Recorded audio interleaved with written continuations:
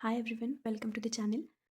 बहुत दिनों से मैं ये सोच रही थी कि एक ऐसा वीडियो बनाया जाए जिसमें मैथ्स के ओवरऑल सारे ही कंसेप्ट हो और सभी फॉर्मूलेज आपको एक ही जगह पे इकट्ठे मिल जाए। और जिन एस्पिरेंट्स को मैथ्स से डर लगता है या फिर जिनका कभी मैथ्स बैकग्राउंड नहीं रहा है टेंथ के बाद, तो उन एस्पिरेंट्स के लिए एक ऐसा यूज़फुल वीडियो बनाना था मुझको कि जिससे उनको मैथ्स के सारे कंसेप्ट्स क्लियर हो जाए या फिर मैथ्स ईजी लगने लगे। तो इसलिए मैंने ये वीडियो बनाया है। इसमें आपको सारे ही मैथ्स के कंसेप्ट्स, फॉर्मूलेज या फिर स्पीड मैथ्स करने के लिए जो जो चीज़ें लगती है या फिर हमको स्क्वायर्स आने चाहिए, क्यूब्स आने चाहिए, टेबल्स आने चाहिए, तो ये सब इस वीडियो में आपको मिलेगा। जिनके बेसिक्स क्लियर नहीं है मैथ्स के, उनके बेसिक्स फंडामेंटल सब क्लियर हो जाएंगे इस एक ही वीडियो से। और जिन एस्पिरेंट्स के बेसिक्स अच्छे हैं तो उनके लिए भी ये वीडियो बहुत ही ज़रूरी होगा, क्योंकि रिवीजन के लिए, as a revision point of view, उनके लिए ये वीडियो बहुत ही यूज़फुल होने वाला है। तो चलो ज़्यादा देर न करते हुए हम ये वीडियो स्टार्ट करते हैं। तो पहले हम देखते हैं सिंप्लीफिकेशन। सिंप्लीफिकेशन में बॉड मास रूल होता है, हम सभी को पता है। बॉड मास तो हमको पता ही है, पर उसके पहले भी एक वी होता है विनक्यूलम का, जिसमें कि बार होता है, मतलब जिस नंबर्स के ऊपर बार होता है वो पहले सॉल्व होनी चाहिए।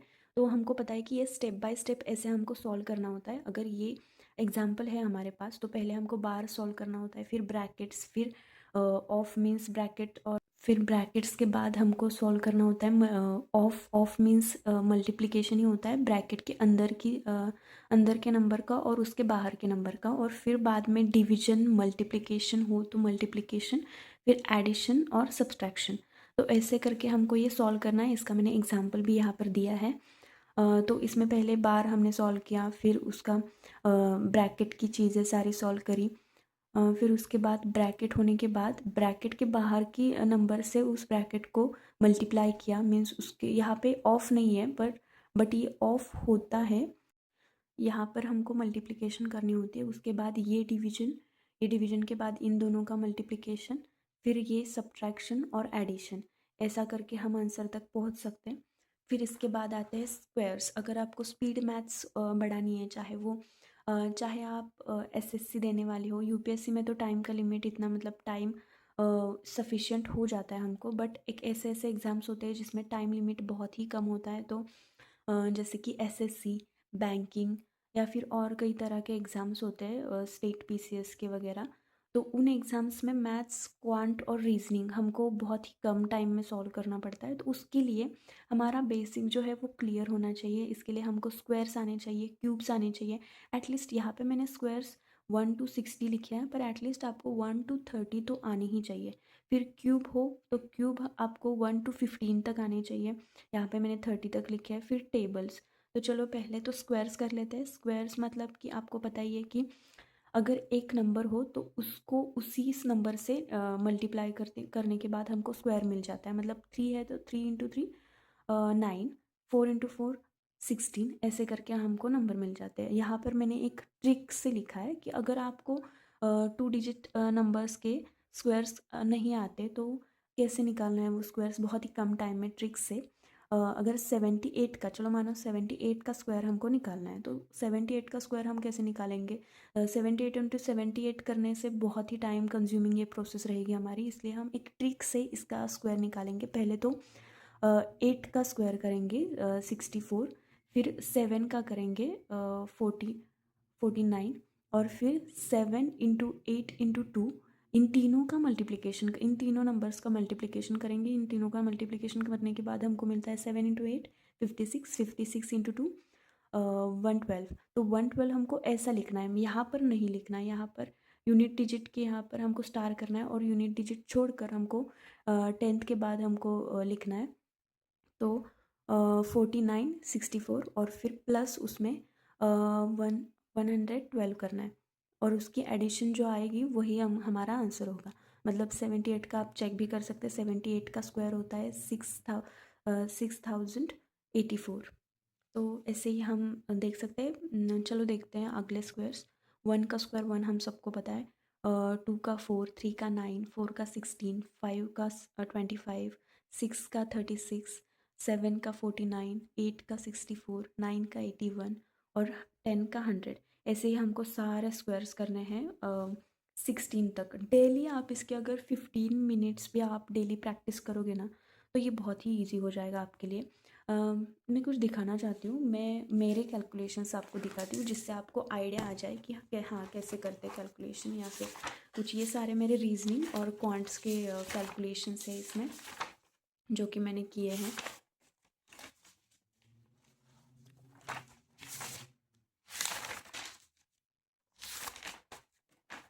तो अभी स्क्वायर्स होने के बाद चाहे तो आप इसका स्क्रीनशॉट भी निकाल सकते हैं।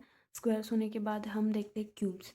अभी क्यूब्स आपको, तो मैं तो बोलूँगी कि आप ना ये सब एक जगह पे अपने नोटबुक में लिख के रखो, सारे स्क्वायर्स, क्यूब्स, टेबल्स। तो ना आपको प्रैक्टिस करने में बहुत इजी पड़ेगा। और फिर अगर डेली भी आप इसकी थोड़े थोड़ा देर भी प्रैक्टिस करते हो, 10 मिनट्स 15 मिनट्स, तो भी ये सफिशियंट है। आपके बहुत ही काम आएंगे ये सारे कैलकुलेशंस। तो आगे देखते क्यूब्स। क्यूब्स 1 to 13 है यहाँ पे। क्यूब्स मतलब अगर एक नंबर है तो उस नंबर को ट्रिपल टाइम्स उसी नंबर से मल्टीप्लाई करना। तो यहाँ पे है 7, 7 को 3 बार मल्टीप्लाई करना है। 7 into 7 into 7, तो इसका आंसर आता है 7 into 7 हमने किया 49, और इंटू 7 रह गया है, वो इंटू 7 यहाँ पर लिखा है, और उसका आंसर आता है 343। तो ऐसे ही 1 का अगर 3 टाइम्स करे मल्टीप्लिकेशन तो 1 ही आता है। 2 का 8, 3 का 27, 4 का 64, 5 का 125, 6 का 216, 7 का 343, 8 का 512, 9 का 729, 10 का 1000। ऐसे ही आपको सारे ये क्यूब्स भी करने हैं, बाय हार्ट होने ही चाहिए आपके ये सारे क्यूब्स। फिर बाद में आते हैं हमारे टेबल्स। टेबल्स, तो यहाँ पे टेबल्स मैंने 11 to 20 और 21 to 30 लिखे हैं, क्योंकि 2 to 10 तो टेबल्स हमको आते ही हैं सारे। टेबल्स तो आपको आने ही चाहिए, इससे कैलकुलेशन हमारा फास्ट होता है और टाइम कम लगता है कोई भी एग्जांपल सॉल्व करने के लिए। मल्टीप्लिकेशन में काम आता है, डिवीजन में काम आता है, तो टेबल्स तो आप कर ही लो, एटलीस्ट 20 तक तो कर लो, सफिशियंट है। उसके बाद देखते हैं फैक्टोरियल्स। फैक्टोरियल्स मतलब क्या होता है आपको पता ही होगा। फैक्टोरियल्स मतलब multiplying a whole number by every whole number below it down to 1। मतलब कोई भी होल नंबर अगर हो, होल नंबर मीन्स पूर्ण संख्या, और कोई भी पूर्ण संख्या अगर हो तो उसको सभी पूर्ण संख्याओं से मल्टीप्लाई करना है अप टू 1 तक। मतलब उसके पहले की सारी होल नंबर से उसको मल्टीप्लाई करना है 1 तक। तो इसकी वैल्यूज़ आते हैं। तो यहाँ पे 0 फैक्टोरियल का वैल्यू है 1, 1 फैक्टोरियल का भी 1, 2 फैक्टोरियल का 2 into 1 2, 3 फैक्टोरियल का 6 वैल्यू है 3 into 2 into 1, 4 फैक्टोरियल का 24, 4 into 3 into 2 into 1। एटलीस्ट ना आपको ये फैक्टोरियल्स के वैल्यूज़ 8 फैक्टोरियल तक याद होने ही चाहिए, क्योंकि बहुत सारे ऐसे एग्जांपल्स होते हैं जहाँ पे इसका एप्लीकेशन या फिर यूज़ होता है हमको। और आगे आते हैं पावर्स पर। पावर्स मतलब 2 की 1 पावर, 2 की 2 पावर, 2 की 3 पावर मीन्स इंडेक्स, उसका इंडेक्स रेस टू जितना इंडेक्स है उतना। मतलब 2 के अगर 5, यहाँ पे मैंने लिखा है 2 के अगर 5 पावर हो तो 2 into 2 into 2 into 2 into 2, ऐसा 2 का 5 टाइम्स मल्टीप्लिकेशन होता है। तो इसका आंसर आता है 32। तो ऐसे ही कुछ डिफ़िकल्ट नहीं है इसमें, बहुत ही सिंपल है। जितनी पावर उतनी बार उसका मल्टीप्लिकेशन। तो यहाँ पे मैंने 2 की पावर्स लिखी है सारी अप टू 17 तक, क्योंकि 2 एक ऐसा नंबर है ना जिसके पावर्स हमको याद ही होने ही चाहिए। और बहुत सारे एग्जांपल्स में ये हमारे एज एप्लीकेशन हम यूज़ कर सकते हैं इसको, चाहे वो रॉन्ग नंबर सीरीज़ हो या फिर कोई दूसरा एक और एग्जांपल हो, तो उसमें 2 का यूज़ होता ही है। तो 2 raised to 1 is equal to 2, 2 raised to 2 is equal to 4, 2 raised to 3 is equal to 8, 2 raised to 4 is equal to 16, 2 raised to 5 is equal to 32। अब तो मैंने यहाँ पे 17 तक लिखा है, और 17 तक ये वैल्यू आती है 2 raised to 17 is equal to 1,31,072। यहाँ पर है 3 की पावर। इसके बाद 3 की पावर मैंने यहाँ पे 7 तक लिखी है। 3 की first power means 3 raised to 1 is equal to 3, 3 raised to 2 is equal to 9, 3 raised to 3 is equal to 27, 3 raised to 4 is equal to 81, 3 raised to 5 is equal to 243। तो ऐसा करके फिर आ जाते हैं 4 की पावर तक। 1 power means 4 raised to 1 means 4, 4 raised to 2 is equal to 16, 4 raised to 3 is equal to 64, 4 raised to 4 is equal to 256। हमको ना एग्जाम्पल्स में ज़्यादा से ज़्यादा हमको 2, 4, 6, 8 या फिर 12, 16 ऐसे इवन नंबर्स पे ज़्यादा एग्जाम्पल्स हमको पूछने की पॉसिबिलिटी होती है एग्ज़ाम्स में। सारे एग्ज़ाम्स में इसका यूज़ होता है, तो इस इन नंबर्स के पावर्स तो हमको आनी ही चाहिए, मैंडेटरी है वो। फिर 4 के पावर्स के बाद 5 की powers, 5 raised to 1 is equal to 5, 5 raised to 2 is equal to 25, 5 raised to 3 is equal to 125, 5 raised to 4 is equal to 625। तो फिर 6 की पावर आती है 7 की, 8 की, 9 की, 12 की, 13, 14, 15, 16, 17, 18, 19, 19 तक मैंने यहाँ पे पावर्स लिखी है। बस यहाँ पर मैंने 8, 12, 14, 16, 18 इनकी वैल्यू 4 तक लिखी है, क्योंकि एग्ज़ाम्स में बहुत सारे पूछे जाते हैं ये सब। इसके बाद हम देखते हैं कुछ इम्पॉर्टेंट पार्ट्स है मैथ्स में, जैसे कि एलसीएम हो गया, एचसीएफ हो गया। हम सभी को पता है LCM means least common multiple and HCF means highest common factors. तो यहाँ पे लीस्ट कॉमन मल्टीपल मीन्स एक ऐसा नंबर जो अगर यहाँ पे हमको देखो, यहाँ पे सपोज़ हमको 32, 40, 48 इन तीनों का अगर हमको एलसीएम निकालना है, तो हम कैसे निकालेंगे? इन तीन एलसीएम मतलब एक ऐसा नंबर होता है जो कि इन तीनों के भी टेबल्स में आ जाए और बहुत ही स्मॉलेस्ट नंबर हो वो, मतलब जिसको 32 से भी डिवाइड किया जा सकता है, 40 से भी और 48 से भी, ऐसा नंबर होना चाहिए, और सबसे स्मॉलेस्ट नंबर वो होना चाहिए। और एचसीएफ मतलब अगर इन तीनों का एचसीएफ निकालना है, मतलब कि एक ऐसा नंबर जिनके जिसके टेबल में तीनों भी संख्या हमको पाई जाती है। एक ऐसा बड़ा नंबर, छोटा नहीं, बड़ा वाला नंबर, जिसमें हमको ये इसीलिए तो बोला है कि हाईएस्ट कॉमन फैक्टर और लीस्ट, इन इन सब के लॉन्ग फॉर्म में ही इसका मतलब छुपा है कि लीस्ट कॉमन मल्टीपल और हाईएस्ट कॉमन फैक्टर। तो यहाँ पे इसको निकालने की एक मेथड भी है, हमको आपको पता भी होगी। अगर हमको 32, 40, 48 का एलसीएम और एचसीएफ निकालना है, एक ही मेथड है जिससे हम एचसीएफ भी निकाल सकते हैं और एलसीएम भी निकाल सकते हैं। तो पहले तो एक ऐसा नंबर हमको ढूंढना है जिससे इन तीनों को भी डिवाइड हो सके, मतलब जिस ये तीनों भी जिसके टेबल में हो। एक ऐसा नंबर है क्या कोई? तो 8 है। 8 से 32 को भी डिवाइड किया जा सकता है, 40 को भी और 48 को भी। तो यहाँ पे ये होने के बाद 8 4 ज़ा 32, 8 5 ज़ा 40, 8 6 ज़ा 48। तो अब आ जाते हैं हमारे पास ये नंबर 4, 5, 6। अभी ऐसा कोई नंबर है क्या जिसको इन तीनों से भी डिवाइड जिस नंबर से इन तीनों को भी डिवाइड करे तो एक होल नंबर हमको मिल पाता है? तो ऐसा कोई भी नंबर नहीं है। यहाँ पर सिर्फ 4 और 6 इन दोनों को ही एक नंबर से डिवाइड किया जा सकता है, वो है 2। तो फिर 2 हम यहाँ पर लिखते हैं, 2 2 ज़ा 4, 2 3 ज़ा 6 और 5 एज इट इज़ हमको यहाँ पे लिखना है। तो यहाँ पे आ जाते हैं हमारे पास नंबर 2 5 3। अब 2 5 3 आप सभी को पता है ये तीनों भी प्राइम नंबर्स है। प्राइम नंबर्स मतलब ऐसे नंबर्स कि जिनको बस उसी नंबर से और वन वन से डिवाइड किया जा सकता है, बाकी कोई भी नंबर से उनको डिवाइड किया जा नहीं जा सकता, या फिर बाकी किसी भी नंबर के टेबल में ये नंबर्स आपको नहीं दिखेंगे। तो यहाँ पे एचसीएम कैसे निकालना है? यहाँ पर 8 एक ऐसा नंबर है जिससे इन तीनों को भी डिवाइड हो चुका है, तो इसके लिए 8 हमको मिलता है यहाँ पर एचसीएफ। और एलसीएम निकालने के लिए ये जो नंबर्स हमको मिलते हैं ना, यहाँ पर और यहाँ पर, तो इन सभी का मल्टीप्लिकेशन हमको करना है। देखो 8 × 2, 8 × 2, 8 × 2 × 5 × 3 तो यहाँ पे आपका आंसर आता है 480। 480 हमको एलसीएम मिला है यहाँ पे, और एचसीएफ तो हमको पहले से ही मिला है 8। इसको कुछ बाकी निकालने की कुछ ज़रूरत नहीं होता, ये मिलता है हमको 8। अगर सोचो यहाँ पर अगर एक ऐसा नंबर होता कि सोचो यहाँ पे 10 होता, अगर 10 होता तो 2 से इन तीनों को भी डिवाइड किया जा सकता है। तो अगर 2 से इन तीनों को भी डिवाइड किया जा सकता है तो 2 भी हमको हमारे एचसीएफ में मिलेगा हमको, मतलब इन तीनों से भी जिस नंबर से डिवाइड किया जा सकता है उस वही हमको एज ए एचसीएफ मिलता है। अगर यहाँ पे 2 से डिवाइड किया जा सकता था तीनों भी नंबर को, तो हमारा एचसीएफ आ सकता है कि आ सकता था 8 × 2 16। तो इसके बाद हम देखते हैं simple interest and compound interest. Simple interest और इंटरेस्ट तो आपको पता ही है, इंटरेस्ट मतलब ब्याज।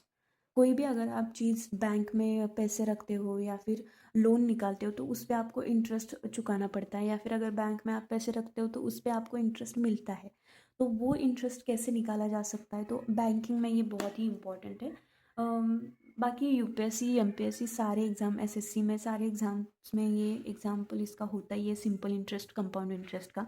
तो ये टॉपिक भी बहुत ही इम्पॉर्टेंट है आपके लिए। इसके दो फॉर्मूलेस आते हैं, सिंपल इंटरेस्ट का एक और कंपाउंड इंटरेस्ट का एक।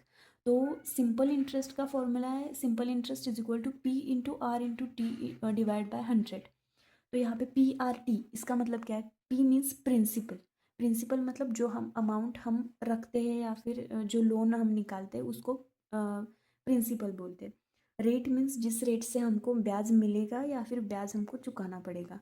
टी मीन्स टाइम, कितने टाइम के लिए हम बैंक में पैसा रख रहे हैं या फिर लोन हमारा कितने टाइम के लिए है, तो उसके लिए टी आता है। तो सिंपल इंटरेस्ट बहुत ही सिंपल होता है कि p into r into t, और वो हर साल के लिए सेम ही रहता है। मतलब अगर 2 साल के लिए है तो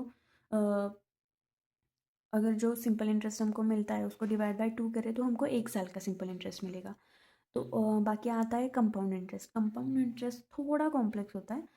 कंपाउंड इंटरेस्ट मतलब क्या, इंटरेस्ट पर इंटरेस्ट मिलना आपको, इसको कंपाउंड इंटरेस्ट कहते हैं।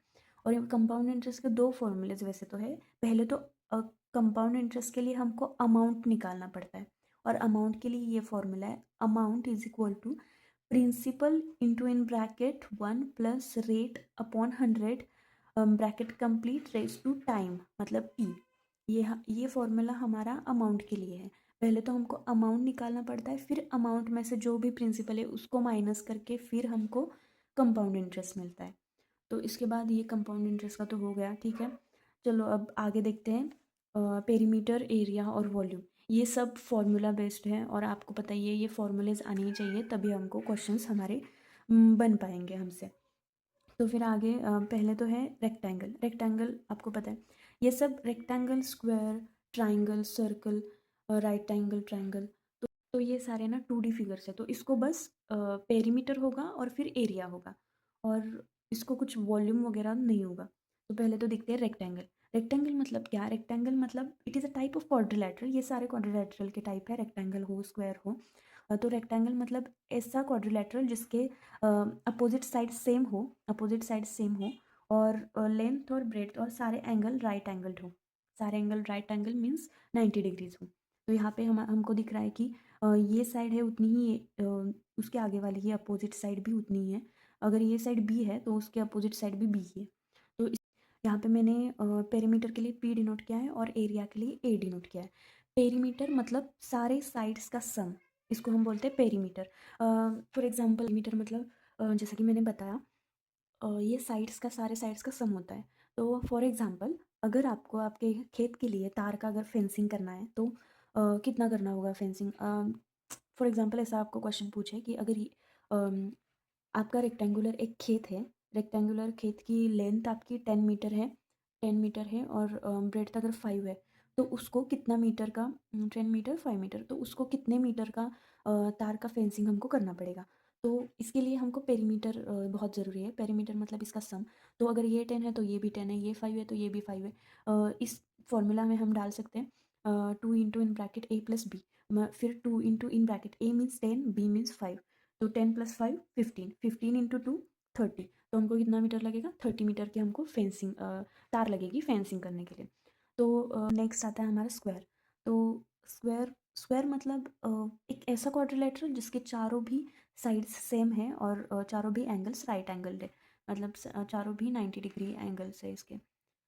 तो अगर इसकी एक साइड ए है तो सारी साइड्स ए ही होंगी, इसलिए इसका पेरीमीटर आएगा 4A, सारी साइड्स का सम, और एरिया आएगा ए इंटू ए मीन्स ए स्क्वायर। एरिया क्या आपको कहाँ पे ज़रूरत पड़ेगी, देखो अगर स्क्वायर शेप्ड आपका एक रूम है और उस रूम में आपको टाइल्स लगवाने हैं, तो उन टाइल्स के लिए आपको एरिया की ज़रूरत पड़ेगी। इसके बाद आता है ट्राइंगल। ट्राइंगल में ट्राइंगल आपको पता है 3 साइड्स होते हैं ट्राइंगल को। ट्राइंगल बहुत से टाइप्स के होते हैं, right angle triangle, obtuse angle, acute angle.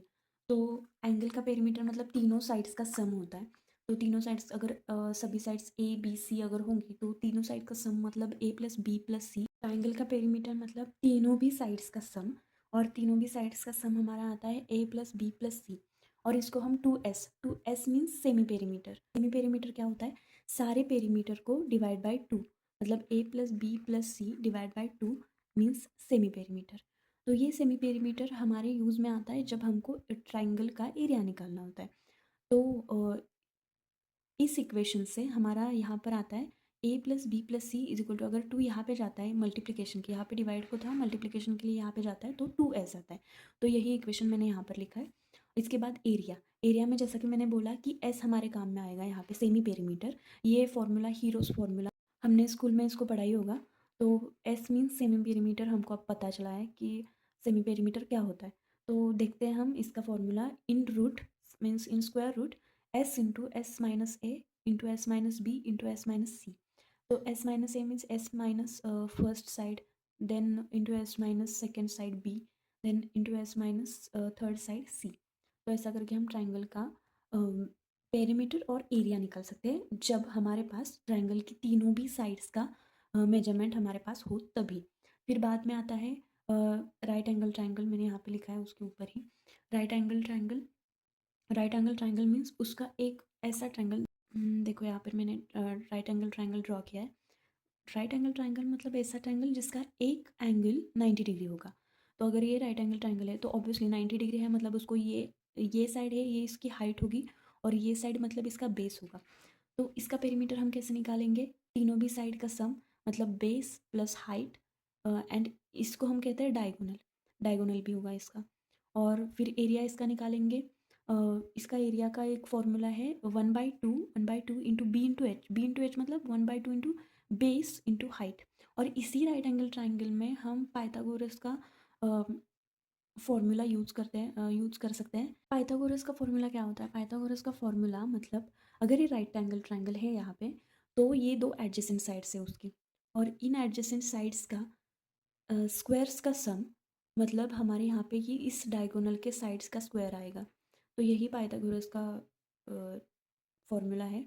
और पाइथागोरस के फॉर्मूले के ट्रिपलेट्स भी होते हैं, वो भी मैं बताऊंगी आपको कि वो ट्रिपलेट्स क्या होते हैं और कैसे आते हैं वो ट्रिपलेट्स। फिर बाद में आता है हमारा सर्कल। सर्कल भी 2D होता है। तो उसके पेरीमीटर, अगर ये हमारा सर्कल है, ये इसका सेंटर आएगा, ये सेंटर आने के बाद ये इसकी रेडियस होगी r। और अगर ये सर्कल है तो ये सेंटर में से जाने वाला ये डायमीटर होगा इसका d। तो यहाँ पर सर्कल का पेरीमीटर मतलब ये, बस उसकी क्या कहते हैं हम उसको, कड़ा। तो सर्कल का पेरीमीटर मतलब बस इसी इसी का हमको मेजरमेंट करना है। और सर्कल का एरिया मतलब इसके अंदर सर्कल में जो है वो। तो पेरीमीटर क्या होता है? 2πr। 2πr, पाई की वैल्यू हमको सभी को पता है, पाई इज इक्वल टू 22/7 और 3.14, ये पाई की वैल्यू है। तो 2 into pi R means pi ये 3.14 और 22/7 into R means radius, circle की रेडियस।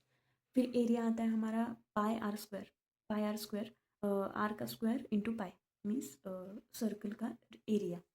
इसके बाद आता है सेमी सर्कल। सेमी सर्कल आपको पता ही होगा, इसको हम सेमी सर्कल कहते हैं। तो सेमी सर्कल में क्या होता है, इसके अलावा हमको ये डायमीटर भी देखने को मिलता है। यहाँ पर अगर सेंटर हो तो ये डायमीटर भी हमको देखने को मिलता है। तो यहाँ पे पेरीमीटर इसका क्या होता है सेमी सर्कल का? Pi r plus 2r। Pi r plus 2r means ये d भी हम इसको लिख सकते हैं, या फिर d। और इसका एरिया क्या है? 1/2 pi are square, 1/2 pi are square. Circle का जितना एरिया था उससे बस हाफ एरिया इसका होगा सेमी सर्कल का। बस यहाँ पर पेरीमीटर में यहाँ पर चेंज आता है, क्योंकि यहाँ पर हमको डायमीटर भी देखने को मिलता है इसलिए। फिर आता है sector of circle. Sector of circle मतलब ये सेक्टर मतलब थोड़ा पार्ट, सर्कल का थोड़ा पार्ट। अगर ये पूरा सर्कल है तो ये सर्कल का थोड़ा पार्ट, ये यहाँ पे यह एंगल तैयार होता है, इसको हम थीटा कह सकते हैं, एंगल थीटा। तो इसका पेरीमीटर 2r मतलब ये दो रेडियस एंड l, इसको l कह सकते हैं हमको। कर्व्ड लाइन को हम l कह सकते हैं। Perimeter is equal to l plus 2r, where l is equal to theta upon 360 into 2 pi R, और एरिया हम निकाल सकते हैं इसका theta by 360 into pi are square, इसका एरिया होगा, area of the sector of circle. इसके बाद आता है क्यूबॉइड। क्यूबॉइड मतलब रेक्टेंगल की तरह ही होता है, बस 3D में होता है, आपको पता होगा, ऐसा ऐसा, इसको हम क्यूबॉइड कह सकते हैं। तो क्यूबॉइड में क्या होगा, इस लाइन को हम कह सकते हैं लेंथ, ये होगी हमारी ब्रेड्थ, और ये होगी हाइट, LBH। तो इसका वॉल्यूम अगर हमको निकालना है तो length into breadth into height, height ये इसका वॉल्यूम होगा। और वॉल्यूम मतलब इसके अंदर कितनी चीज़ें आ सकती है, या फिर अगर कोई बॉक्स है क्यूबॉइड टाइप का तो उसके अंदर हम क्या क्या रख सकते हैं, उसको हम वॉल्यूम कहेंगे। और फिर एरिया मतलब उसके बाहर से अगर उस बॉक्स को हमको पेंट करना है तो ऑब्वियसली पेंट हम बाहर से करेंगे तो उसको हम सरफेस एरिया कह सकते हैं। तो यहाँ पे सरफेस एरिया का फॉर्मूला है 2 into in bracket L/B plus B into H plus H into L। Curve surface area के लिए हमको L/B plus B into H plus H into L, इन तीनों का मल्टीप्लिकेशन करके एडिशन करना है और इंटू 2, इससे आ जाएगा हमारा सरफेस एरिया। इसके बाद आता है क्यूब। क्यूब बस इसी टाइप का होता है, यहाँ पर ये तीनों भी साइड्स अलग अलग मेजरमेंट की होती है। क्यूब में ये तीनों भी साइड्स सेम मेजरमेंट की होगी, मतलब आप इमेजिन करो कि स्क्वायर का ही क्यूब बना होता है बस 3D में। तो यहाँ पर वॉल्यूम इसका होगा V=A क्यूब। ए मतलब अगर ये साइड ए है तो ये भी ए होगी, ये भी ए होगी, सारी साइड्स ए ही होंगी इसकी, तो इसलिए वॉल्यूम हमारा आएगा A क्यूब। कर्व्ड सरफेस आएगा 4A स्क्वायर, मतलब हमको ये पार्ट ये पार्ट ये पार्ट और ये पार्ट लेना है, ऊपर और नीचे का नहीं लेना है, इसलिए कर्व्ड सरफेस आता है इसका, कर्व्ड एरिया आता है 4A स्क्वायर। सरफेस एरिया मतलब पूरा सरफेस, टोटल सरफेस एरिया आता है 6A स्क्वायर। फिर बाद में हम देखते हैं सिलेंडर। सिलेंडर में क्या होता है, सिलेंडर तो आपके घर में भी आपको पता है सिलेंडर का शेप कैसा होता है, ये सिलेंडर का शेप होता है। ऊपर एक ऐसा इमेजिन करो कि ये 3D शेप में ही है, बस ऊपर एक स्क्वायर, ऊपर एक सर्कल, नीचे एक सर्कल, और फिर ये थोड़ा ऐसा होता है, हाइट होती है इसको। तो इसका हमको वॉल्यूम निकालने के लिए फॉर्मूला है πr²h। मतलब अगर ये एक सर्कल है तो इस सर्कल का सर्कल को हाइट भी है ना, तो इसलिए πr²h, ये इसका वॉल्यूम आता है। कर्व्ड सरफेस एरिया मतलब ये कर्व्ड, ऊपर और नीचे का नहीं लेना, बस कर्व सरफेस होगा उसको ही हमको लेना है यहाँ पे, 2πr/h। और फिर टोटल सरफेस एरिया इसका आएगा 2πr इन ब्रैकेट r+h, ये आपको बाय हार्ट करना ही होगा। इसके बाद आता है कोन। कोन मतलब जैसे हम किसी का बर्थडे होता है तो बर्थडे में ऐसे कैप्स हम पहनने को मिलते हैं हमको, तो ये कोन शेप्ड होती है, या फिर पिरामिड शेप भी हम कह सकते हैं इसको। तो कोन की वॉल्यूम हम कैसे निकालेंगे, वॉल्यूम =1/3πr²h। बस सिलेंडर का ही फॉर्मूला है वॉल्यूम का, बस इसको 3 से डिवाइड करना है। उसके बाद कर्व्ड एरिया आएगा, कर्व्ड एरिया मतलब बस इसी का, ये नीचे वाला सर्कल नहीं आएगा, नीचे वाला सर्कल नहीं आएगा, तो इसमें πr/l, πr/l, l मतलब स्लैंटेड हाइट, अगर ये हाइट ऐसी होती, इसको हम एच कहते हैं, इसको हम एच कहते हैं, बट ये हाइट थोड़ी स्लैंटेड है तो इसलिए हम इसको एल कहेंगे। तो कर्व्ड एरिया उसका फॉर्मूला है πr/l, ये आर यहाँ पे πr/l। Surface total surface area का फॉर्मूला होता है πr इंटू L+r। तो इसके बाद हम देखते हैं स्पीयर और हेमिस्फीयर, ये दो ही बचता है इसके बाद।